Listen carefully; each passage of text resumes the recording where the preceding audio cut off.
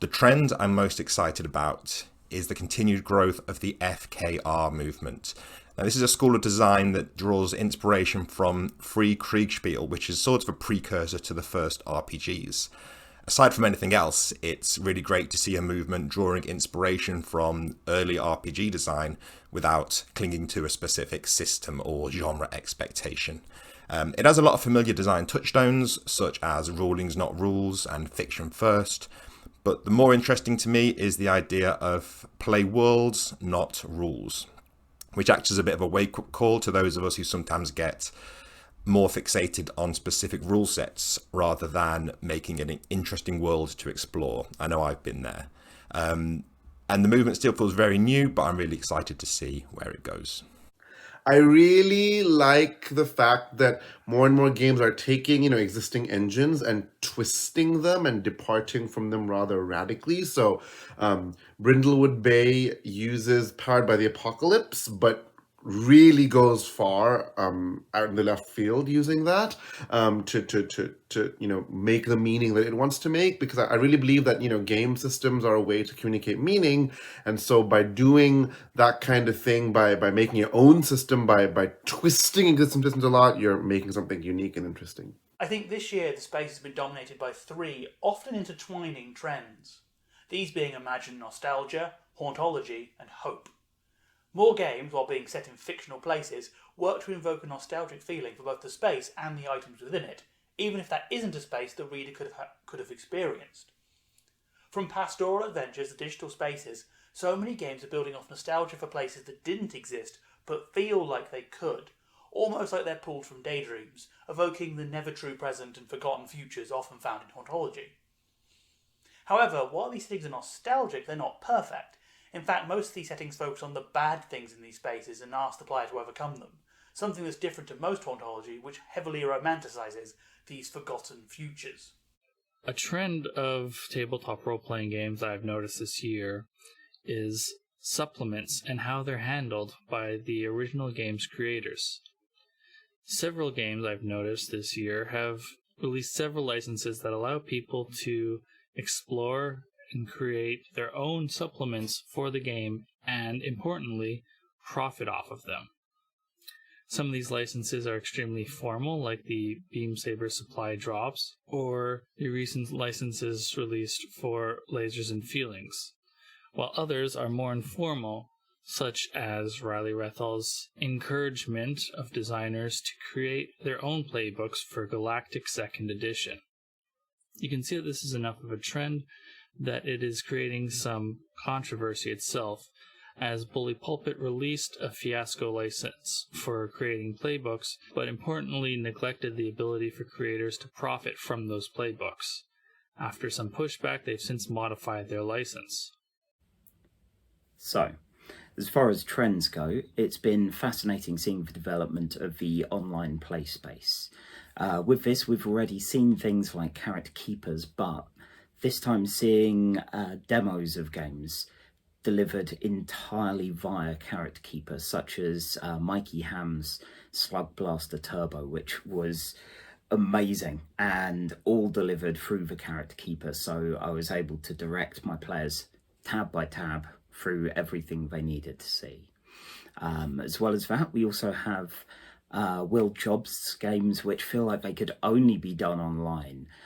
With that, I'm talking Open World, which uses a street view and online jukebox to take everyone on a road trip, which was a really lovely time with people that I couldn't be physically in the same space as.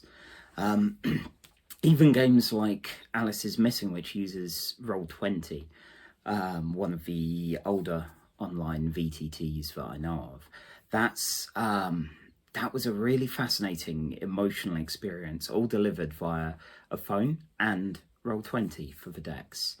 So I'd be interested to see, even if people are meeting up more in person these days, how that develops and how it changes game design. A trend I've noticed this year is an upswell of emergent mystery games. These are very much my cup of tea. Like my own game, Lovecraft-esque, they create a mystery organically without anyone knowing where it's going. Unlike Lovecraft-esque, they use a GM. Examples that I've GM'd include Brindlewood Bay by Jason Cordova, where you play grannies solving murders, and Apocalypse Keys by Jamila Arnajadi, where you play monsters trying to avert Armageddon. GMing a mystery where you have no idea of the solution takes a little getting used to, but it is a lot of fun. And crucially for me, it enables me to do it with no prep at all. Both games come with lots of scenarios that supply pithy clues you can drop in, making it even easier to run them. Right now in PbtA, I think we're seeing two major trends. The first is adaptations of pieces of media, for example, movies or TV shows that capture the imagination of a specific game's designer. This is an ongoing trend and reflective of the media popular in pop culture at any given point in time. The second trend that we're currently seeing in PbtA is games touching on themes of identity and self-exploration. And that seems to be like a trend overall that I've seen this year with indie RPGs. You know, they excel when they're trying to do the very specific emulation of certain things. I think of, like you said, Spencer Campbell's Nova, Eric Jensen's Lumberlands, which is like a Pacific Northwest lumberjack fantasy version of D&D or any OSR game. Or you have Starshine Scribbles. This game takes place entirely in a mega mall parking lot. Or my girlfriend has turned into a car. We have to escape this city. They're very, very specific, very hyper-focused. And the rules can be made to support that exact kind of story the author's trying to tell. And that's where indie RPGs who don't have a big studio behind them can be that flexible and driven and focused, I think, more than a big company would have to be. Because these things are passion projects. And that's where this hobby and this industry really, really shines.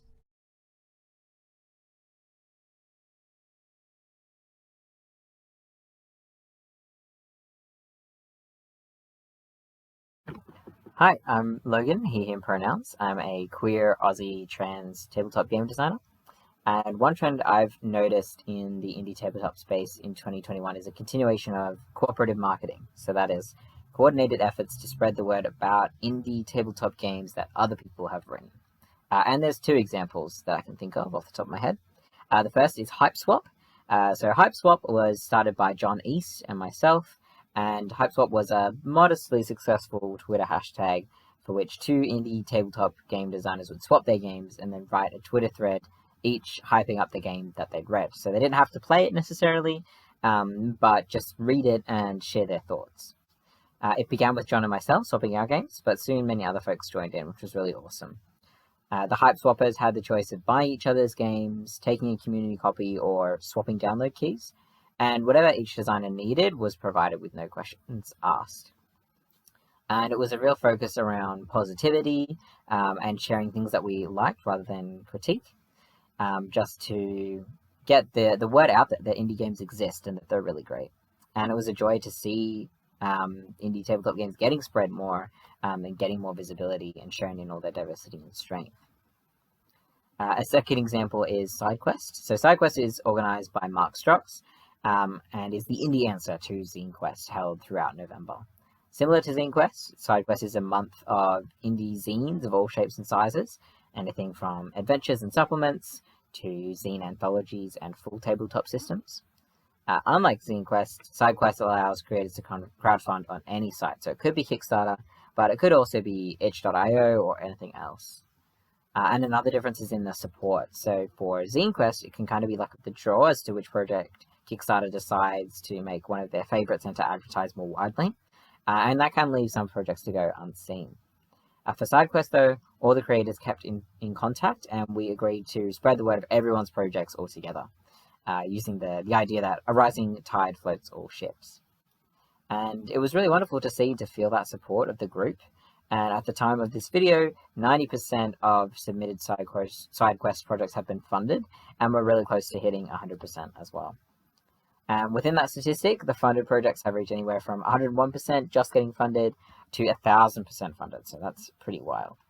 And both of these initiatives really show that there is positivity and support in the indie scene, and we can spread it around if we make organized decisions to do so. So thank you everyone for participating in the indie scene and sharing the love, and long live indie. Hello, my name is Nem Ginty. I am a games designer and project manager at Sandy Pug Games.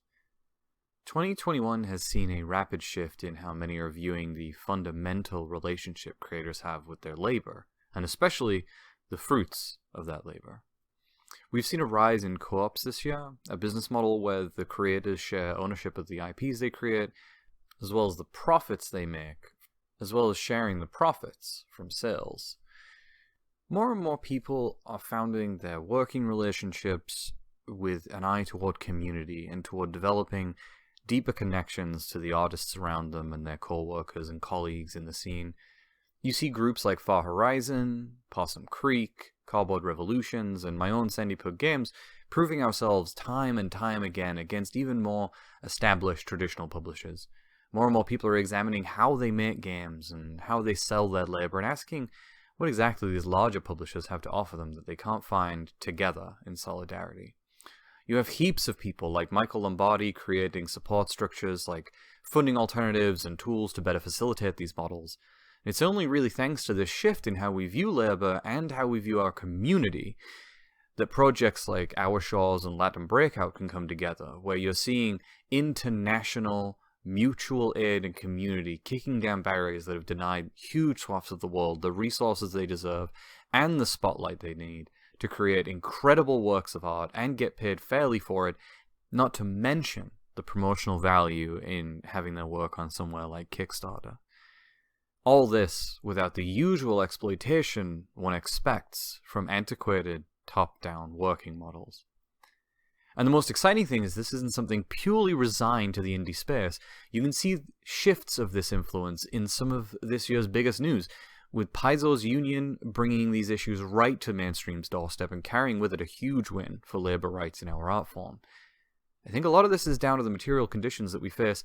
As times are getting harder and things are getting tighter, you're seeing more and more people pull together and support one another, lift each other up, and continue to find ways to create incredible and innovative new things, new art. You see these memes floating around about how much work the average artist has to do for their work to be a viable source of income. They have to be their own social media manager, editor, web designer, marketer, financial manager, writer, tax accountant, designer, their own art studio, their own publishing liaison, their own printing expert. It's unsustainable, and we've known it for years, especially now, though, in a time when all of us are already hustling as hard as we can.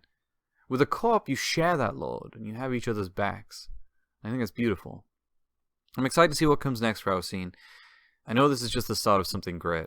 I'm looking forward to that future where a fairer, less exploitative, less cruel, and more accountable system of doing things is the norm.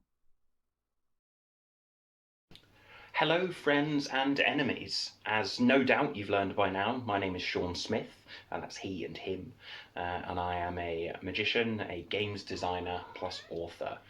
Particularly you might know me from my work such as Exuviae, or Smithia Sacrilege, Quarrel and Fable, etc. Basically, if it makes you unsettled and it looks remarkably familiar to books that were released before I was born, I may have been behind it. So today I'm here to talk to you about my favourite thing in indie RPGs this year, and that thing is the FKR, or the Free Kriegspiel Revolution, or Revival, or Role-Playing, or that same innate manner of nobody really knowing what the R means in any three-letter acronym. And essentially I'm going to tell you three things about it.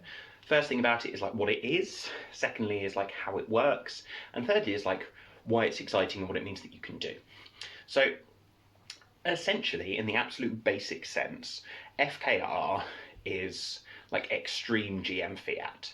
So you have a table that really trusts the situation that's going on, and rather than having very specific mechanics for things, the GM, the referee, whoever's actually running the game, tends to essentially run the plot in their head and understand almost the entirety of how it really would work within the world, within the fiction that you're kind of discussing and exploring.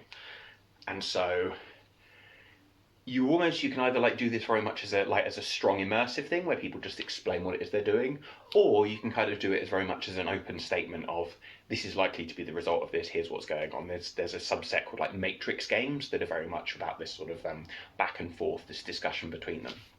So essentially, rather than having a stat for how good you are jumping, at the beginning you've explained the sort of character you are, and then the referee can consider your experiences and your expertise and your preparation to whether or not you can make this jump or something. So that's what it is. Now, its history, the name kind of goes back to Kriegspiel, which is a very specific type of wargaming, and essentially, back in the day, in order to train their military officers, the Prussian army would set up big war games.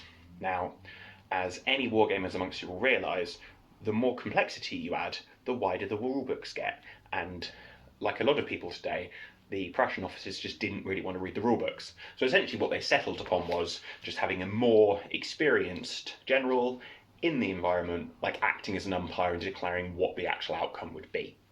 And essentially it's taking that same concept, the free Kriegspiel play, and applying it to role-playing. Now, why is it fun? Any single book, any single film, any text that you love, you now have enough of that in your head to actually be able to run an entire world and an entire game with. And I find that so exciting, which is why I absolutely love it.